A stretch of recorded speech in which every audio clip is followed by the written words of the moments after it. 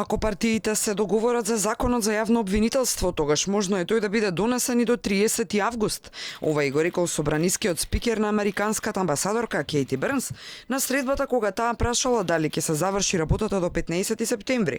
Џафери вели оти може да се донесе законот и со 80 пратеници, што значи со оние 8 на така наречени независни од ВМРО ДПМН. Но сепак според него, важна е согласноста од опозицијата, пред се заради имиџот на државата. Ако договорот се постигнал, на 29 јули Џафери може да го стави законот на седница и да помине прво читање, а потоа следи матичната комисија. Ако се добие денес, утре, евентуално,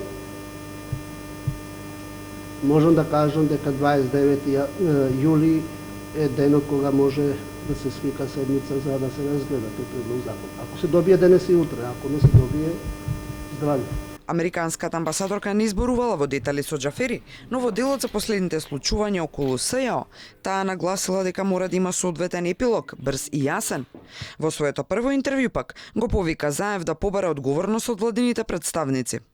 These are very serious allegations, and with all allegations of corruption or abuse of office, we support a thorough, swift, and transparent investigation. It's absolutely critical that in any case of such allegations, that those individuals be held responsible and that the government take action. We recognize and welcome the current steps that the government has taken to end corruption and to fight impunity, but there is more work that can be done. За сега ставот на опозицијата во врска со законот за јавно обвинителство е дециден.